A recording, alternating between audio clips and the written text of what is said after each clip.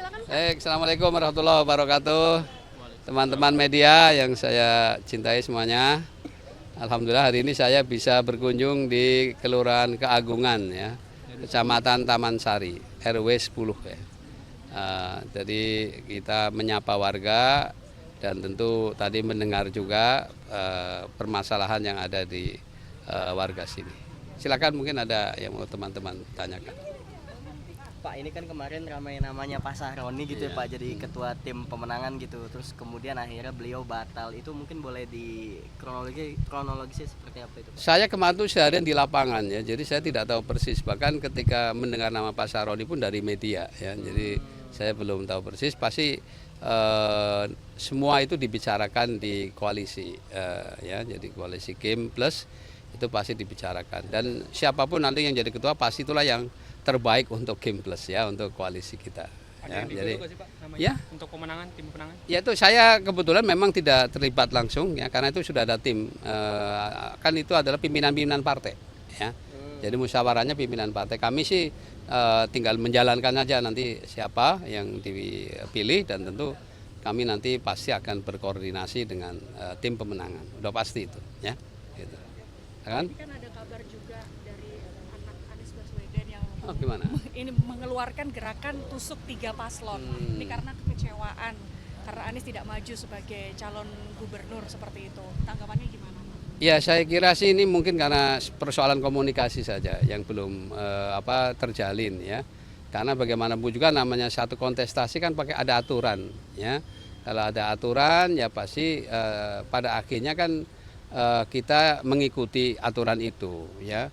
PKS kan jauh-jauh hari sudah mendeklarasikan aman kan ya. Cuma ternyata nggak aman karena memang ada persyaratan 20% itu sebelum MK memutuskan lain kan. Nah, padahal MK itu sidang hakimnya kan tanggal 1 ya. Tapi kan baru diumumkan tanggal berapa itu? 20. Persis sehari setelah kita deklarasi. Coba sebelum itu. Ya, mungkin PKS bisa ngusung sendiri kan. Jadi aman bisa melaju kan. Cuma kan karena ya kita sudah komitmen ya, tentu PKS tidak bisa menarik diri lagi dong ya, karena sudah menandatangani deklarasi pasangan Ridho ya, Ridwan Kamil Suswono. Jadi pada akhirnya ya itulah yang ditakdirkan Allah ya untuk maju di Pilgub ini ya. Jadi persoalan ada miskomunikasi saja mungkin yang masih ada terjadi ya. Saya yakin Pak Anies kan seorang negarawan ya, pasti juga akan menghormati ya apapun keputusan dari yang terjadi ya dalam konteks ya. Pada akhirnya beliau yang tadinya sekali lagi PKS sejak awal ya, kan sebenarnya Pak Anies tinggal cari waktu itu tinggal 4 kursi lagi kan. Karena masalahnya PKS baru cuma dapat di DKI itu walaupun juara, tapi kan cuma 18 kursi, kurang 4 kursi. Dan waktu itu ketika Nasdem mengumumkan akan mendukung Pak Anies sebagai calon gubernur, bahkan menyatakan wakilnya bukan dari Nasdem, kan itu sebetulnya sudah peluang besar itu ya. Cuma ya semuanya itu takdir Allah, karena memang belum ditakdirkan ya. Paling tidak nanti kebaikan-kebaikan yang Pak Anies sudah lakukan di Jakarta kita akan teruskan. Ya, bukan hanya Pak Anies juga, mungkin Pak Ahok juga. Ya, program-program Pak Ahok yang bagus pun nanti akan kita teruskan, bahkan kita tingkatkan. Demikian pula juga Pak Jokowi, maupun yang terakhir Pak Heru ya. Termasuk juga mungkin kalau kita lihat nanti ada yang program-program Pak Gubernur sebelumnya juga ya. Makanya kita juga nanti pasangan Ridho ini akan silaturahmi ke para mantan gubernur ya. Kemarin kan Pak Ridwan kami sudah ke Pak Foke kan ya, Pak Fauzi Bowo kan. Jadi nanti kita akan teruskan ke mantan-mantan gubernur, dan kita ingin masukkan untuk kebaikan Jakarta, karena yang akan merasakan ini manfaatkan rakyat Jakarta sendiri ya, seperti itu. Pak, terkait dengan program yang pemberian anggaran ke RT RW ke RW gitu ya Pak. Nah, ini ada monitoringnya nggak sih Pak? Karena kan angka yang dikeluarkan ini cukup besar ya Pak. Iya. Itu bagaimana Pak? Sudah pasti yang namanya anggaran, apalagi dananya dari APBD ya, itu sudah pasti ada pertanggungjawaban ya. Artinya harus tepat sasaran. Makanya tadi dengan desentralisasi ya, kami punya rencana itu D-nya DKI ya, singkatannya DKI. D-nya desentralisasi. Jadi kita akan memberikan tadi sepenuhnya kepada RW untuk mengelola dana itu untuk dimusyawarahkan bersama dengan warga ya. Dilibatkannya nanti PKK, Posyandu semua dilibatkan supaya mana yang prioritas sehingga semuanya terbuka.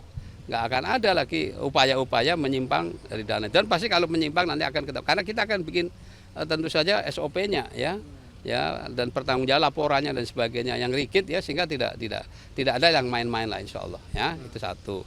Kemudian K-nya adalah kolaborasi ya jadi kita akan terus membangun juga antar sektor dan sebagainya termasuk juga antar daerah. Makanya kan dengan aglomerasi nanti ini kan bagus sekali artinya untuk mengatasi banjir tidak cukup oleh Jakarta sendiri tapi tentu perlu dukungan dari hulunya ya di Bogor bahkan sampai Cianjur mungkin ya.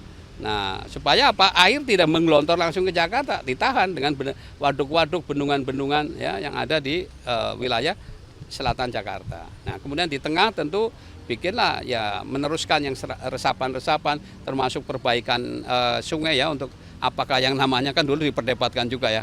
Apa istilahnya? Ada normalisasi, ada naturalisasi gitu. Ya ini kan sebetulnya mana yang prioritas. Artinya untuk daerah-daerah tertentu yang erosinya tinggi kan tentu juga dengan normalisasi di beton ya. Itu biasa di Eropa pun juga biasa begitu. Tapi untuk daerah-daerah yang kira-kira masih memungkinkan tidak ada erosi dan sebagainya, masih secara alamiah bisa naturalisasi ya. Itu sesuatu yang menurut saya hal-hal seperti itu mestinya nggak ada perlu perdebatan yang membuang energi ya seperti itu. Nah di utara ya di hilirnya nanti akan ada ini kan program pemerintah pusat apa Giant Seawall.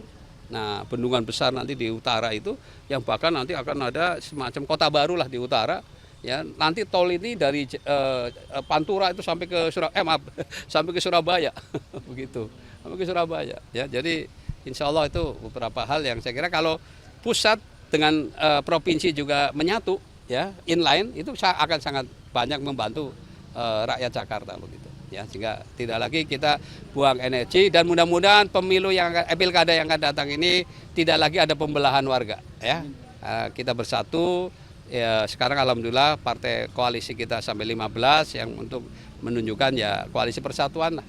Ya harapannya pilkada ini adalah betul-betul nanti ide gagasan ya adu gagasan yang mudah-mudahan nanti manfaatnya bagi rakyat Jakarta sendiri. Ya, terima kasih semuanya. Terima kasih Pak.